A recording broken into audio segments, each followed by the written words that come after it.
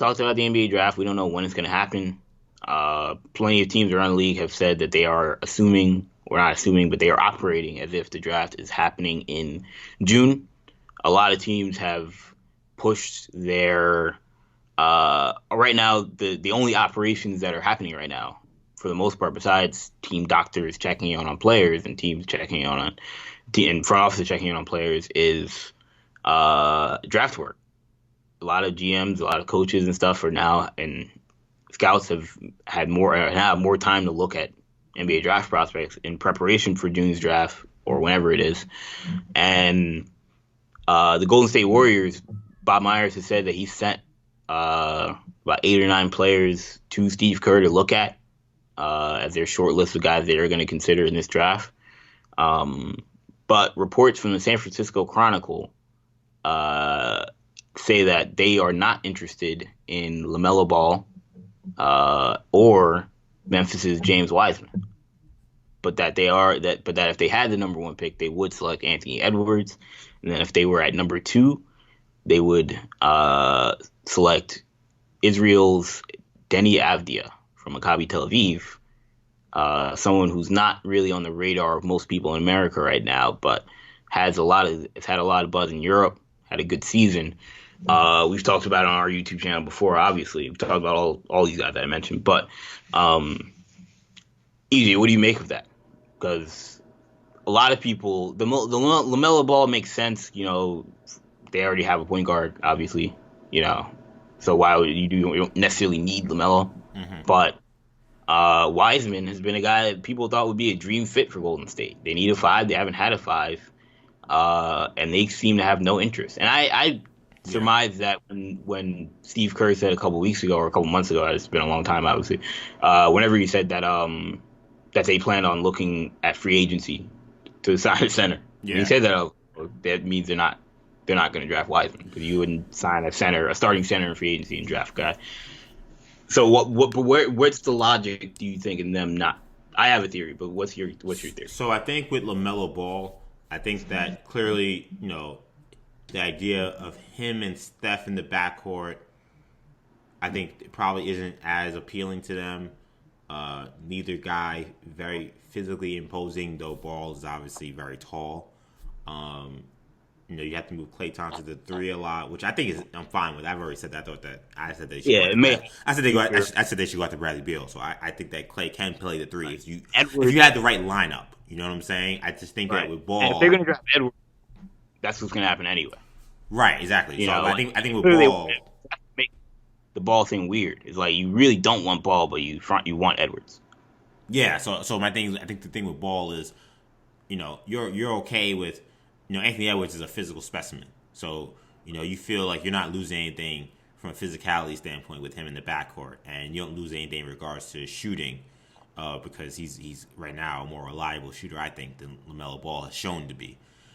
I also think with LaMelo Ball, I think there's 100% a maturity thing with him. I don't think that he would be a great fit in the Golden State Warriors. I agree.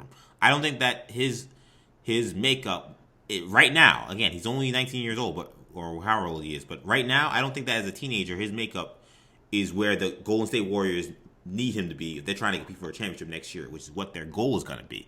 So I totally understand not wanting LaMelo Ball. Wiseman is a little more interesting. I think it's maybe a little more technical. I think they probably feel like they have a system that is not easy to comprehend. It takes a lot of his chemistry. A lot of it's also, you have to be a smart, high IQ player. I'm not saying James Wiseman isn't smart, but I think for a young big man, sometimes a learning curve in the league, it's a little bit steep. And I think they would worry about having a big man who you know you can't play late in games as much, maybe because of certain lineups. Having to try to get him up to speed with how the Warriors want to play just may not be all that appealing to them in terms of what he may bring them in value for what he can do. Would I agree with that? No. I think that he would bring great value. I think that there's always value in rim protection. I think there's always value in vertically spreading the floor in ways that the Warriors have never really been able to do. I think that he would bring a dimension that they haven't had yet. I just don't think that they value that as much as maybe I do, to be honest. I think that the Warriors have played all these seasons throughout this whole time with this Splash Brothers dynasty, it's been Festus Ezeli, Andrew Bogut. It's been it's been nobodies at the center position. Kevin Looney, good player. They've developed him very well. And to be fair, he was a young guy who picked up the system fairly quickly. But I don't know if they want to invest a top 3 or 4 pick on that kind of player who they feel is going to fill that role. I think they feel like they could get another Kevon Looney, or Looney himself can just continue to do the role that he's been doing in that. So that's my theory. I think they feel like when you look at Deni Avdija, I think that he's a high skill player who I think they feel like could probably fit in kind of the Andre Iguodala role that they've clearly lost now that he's gone. He's not going to be Andre Iguodala day one. Clearly, he's not the defender, and he's just not as good. I mean, he's going to be only a kid when he gets to the team. But I think some of his strengths in terms of having point forward ability, being a good passer, good athlete, being a good athlete. I think all those things are things that they like. And I think they think that Anthony Edwards is just a dog. I think that there's anything that they've been, and I think he's a great talent. And I also think that put him on any team, you want him in your foxhole. Like I don't think you're passing up a guy like that. You know what I'm saying? I think that he's kind of cut from the Draymond Green cloth. I think that Draymond Green would be a great influence on someone like Anthony Edwards. So those two guys make perfect sense in terms of what the Warriors have and how they play. I can see why those guys make more sense for them, and I can see why I don't agree with the Wiseman assessment that I'm kind of hypothesizing about them, for them rather. But I do see why they would be hesitant to feel like Ball or Wiseman were great fits. Yeah, I think when you look at the Wiseman situation, I don't think that they think there's value at them drafting a center in the top 5. Like I think more and more teams that they are going to come to that conclusion, which is why there's a lot of smoke that Wiseman could drop out of the top 10. I don't necessarily believe that, but in terms of he'll go in the top 10, but there are mock drafts out there that have Wiseman at 11, 12, 13, which if I'm the Celtics, I'm jumping in on that really quickly if I could. But I think there's a value thing that you could throw, and they would know better than anybody because they haven't had a good center since Steve Kerr's been there, exactly. And Bob.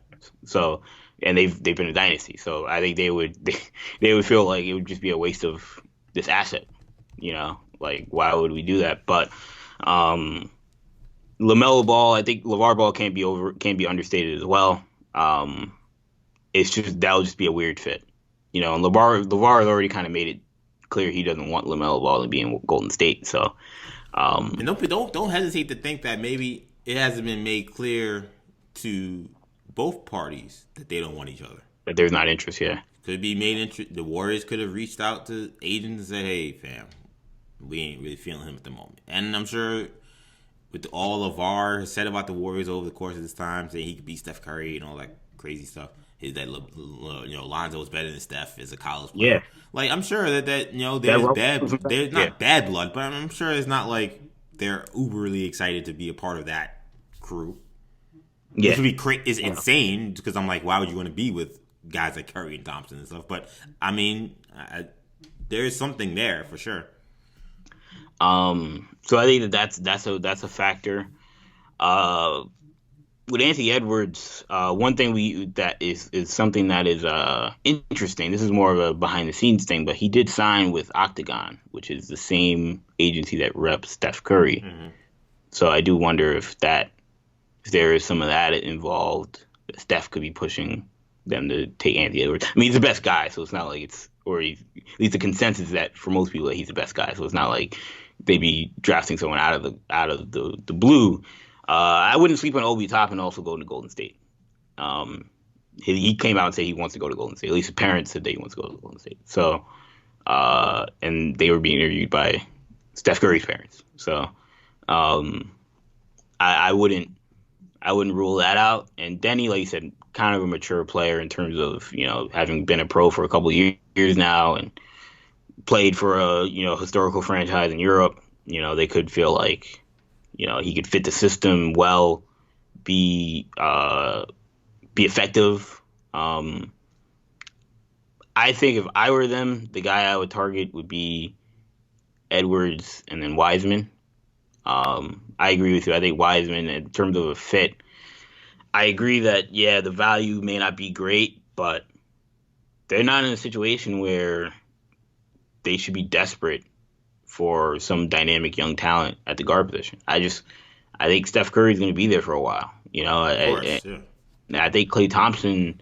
I mean, you don't know how he's going to come back from the ACL. You don't know what position he's going to be. You don't know how long he's going to be there, but he did sign there long term. Um, and ideally, he's a two guard. And I just feel like you can survive with those guys in the backcourt.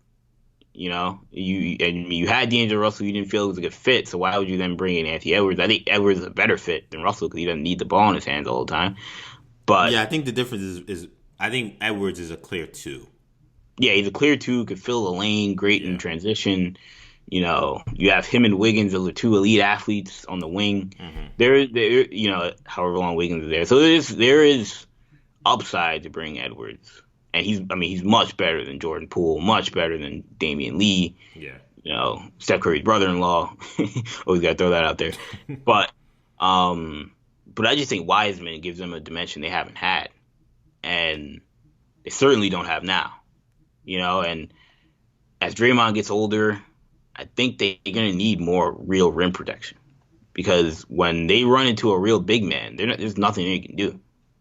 Like if they got Wiseman today, they could compete with the Golden State Warriors. I mean, they are the Warriors. They can compete with the Los Angeles Lakers and Anthony Davis. Obviously, Wiseman's only a rookie, but physically, from a physical perspective, he's just as impressive as any big man in the league.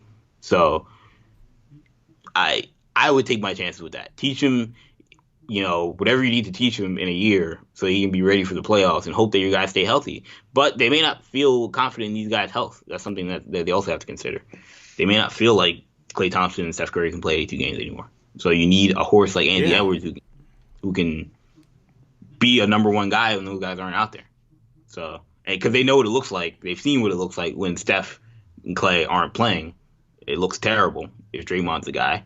You put Wiseman out there, it looks equally terrible. Yeah. So yeah, Wiseman's not helping you in that scenario. You need a guy who can be the alpha ball handler, distributor. He can't be Eric Pascal, and Eric Pascal played great, but it can't be Eric Wiggins. It can't be Andrew Wiggins. Definitely can't be Andrew Wiggins. So you're gonna need someone else.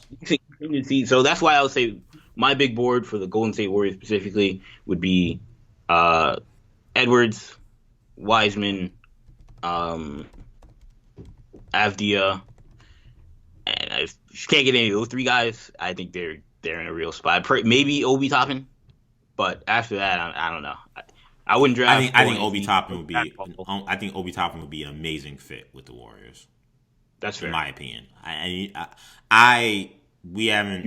We got more draft videos to put out, but when people see my evaluation of Obi Toppin, it'll be clear.